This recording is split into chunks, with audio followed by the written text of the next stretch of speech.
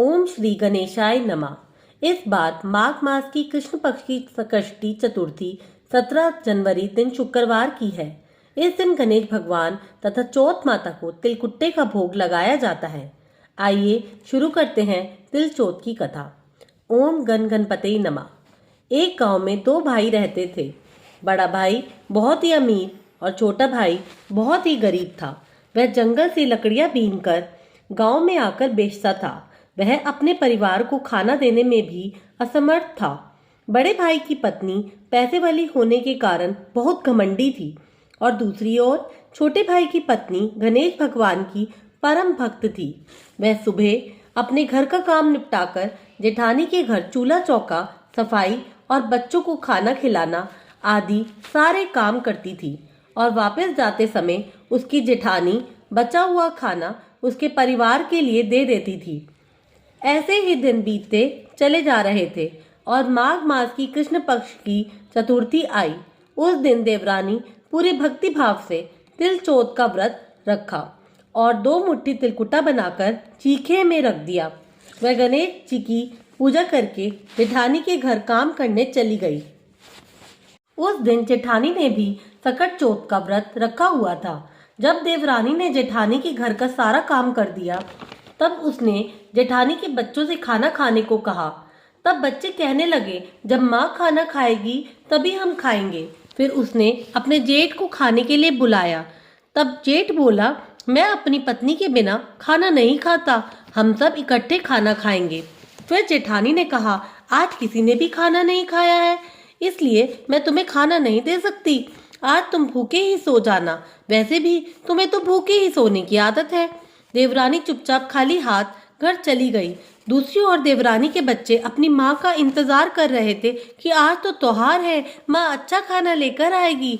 जब देवरानी घर पहुंची, उसे खाली हाथ देखकर उसके बच्चे निराश हो गए और वह भूखे ही सो गए। परंतु भूखा होने के कारण देवरानी के पति को नींद नहीं आई और वह बेचैन हो गया। उसने गुस्से में आकर अपनी पत्नी को बहुत पीटा। वह पूरे दिन की भूखी औरत मार खाकर गणेश भगवान को याद करते हुए ऐसे ही सो गई। तभी थोड़ी देर बाद सकट चौथ के गणेश महाराज उसके सपने में आए और उन्होंने कहा, आज तो तेरा तिल चौथ का व्रत है और तू भूखी सो रही है। तब देवरानी ने गणेश भगवान को पूरी बात बताई। तब गणेश जी बोले, मुझे भूख लगी है, कुछ खाने को दो। तब देवरानी बोली, चीखे में तिलकुट्टा पड़ा है, जाकर खा लो। गणेश भगवान तिलकुट्टा खाकर फिर से देवरानी के पास आए और बोले, तिल चौथ के कारण मैंने बहुत तिलकुट्टा खाया है, मेरा निपटने का मन हो रहा है, कहाँ निपटूं? इस पर देवरानी ने कहा, पूरा घर तो पड़ा है, कहीं भी निपट लो। गणेश जी ने देवरानी के कहे अनुसार घर में जगह जगह निपट लिया। निपटने के बाद गणेश जी फिर से देवरानी को कहा, अब मैंने निपट तो लिया, मैं कहाँ पहुंचूं? देवरानी को गुस्सा आ गया। उसने कहा, मेरे सिर में पोंछ लो। और गणेश भगवान देवरानी के सिर पर पोंछकर चले गए। रात को भूखा सोने के कारण देवरानी अगले दिन जल्दी उठ गई कि सारा घर और देखा कि सारा घर हीरे मोतियों से जगमगा रहा है और उसका सिर भी सोने की आभा से चमक रहा है। वह पूरे घर में फैले हुए धन को बटोरने लग गई और गणेश भगवान की जय जयकार करने लगी। उसे सारी चीजें बटोरने में इतनी देर हो गई कि वह जेठानी के घर समय पर नहीं जा पाई। बहुत देर बाद भी जब वह जेठानी के घर नहीं गई तो जेठानी ने अपने बच्चों को चाची के घर भेजा कि देखकर आओ कि वह आज क्यों नहीं आई। जब बच्चे चाची के घर गए तो उन्होंने देखा कि पूरे घर में हीरे मोती पड़े हैं। बच्चों ने चाची से पूछा, चाची आज तुम काम पर क्यों नहीं आई? इस पर देवरानी बोली, अब मुझे तुम्हारे यहाँ काम करने की कोई जरूरत नहीं है। बच्चे अपना सा मुंह लेकर वापस चले गए और उन्होंने अपनी माँ से कहा कि माँ, चाची के घर तो बहुत धन हो गया है।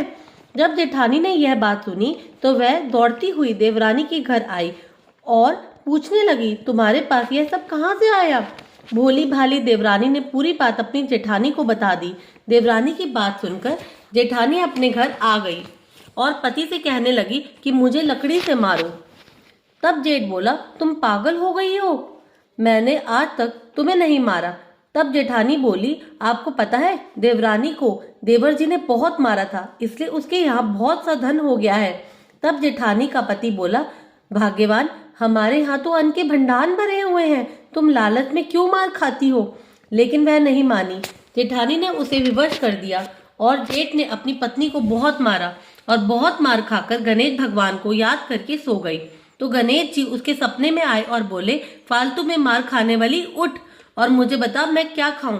तब जेठानी बोली, गणेश जी महाराज, देवरानी के घर में तो थोड़ा सा तिल कुट्टा था, मैंने तो आपके लिए देसी घी के लड्डू बनाए हैं, आप आराम से उन्हें खाइए। तब गणेश भगवान लड्डू खाकर वापस आए और उन्होंने जेठानी से पूछा, मैं कहाँ निपटूं? इस पर जेठानी बोली, देवरानी का तो छोटा सा झोपड़ा था, मेरे यहाँ तो बहुत बड़ा मकान है, जहाँ चाहो वहां निपट लो। उसके बाद गणेश जी ने उनसे पूछा, अब मैं निपट तो लिया, अब मैं कहाँ पहुंचूं? तब जेठानी ने कहा, मेरे सर पर पहुंच लो। और गणेश भगवान पहुंचकर चले गए। थोड़ी देर बाद जेठानी ने उठकर देखा तो पूरा घर बदबू से सड़ रहा था। तब वह बोली, हे गणेश जी, आपने तो मेरे साथ छल किया है, देवरानी को तो धन वैभव दिया और मुझे तो कूड़ा करकट दिया। तब गणेश जी आए और बोले, तूने धन के लालच में मार खाई है।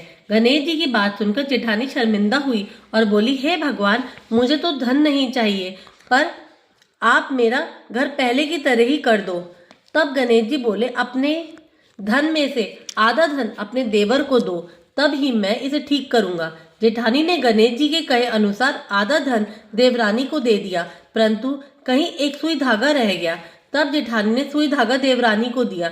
तब गणेश भगवान ने अपनी लीला समाप्त कर दी।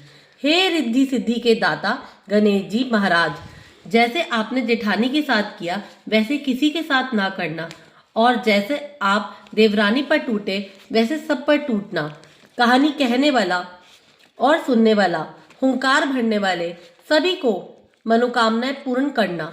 भगवान हम सब पर कृपा बनाए रखना। बोलो गणपति महाराज की जय।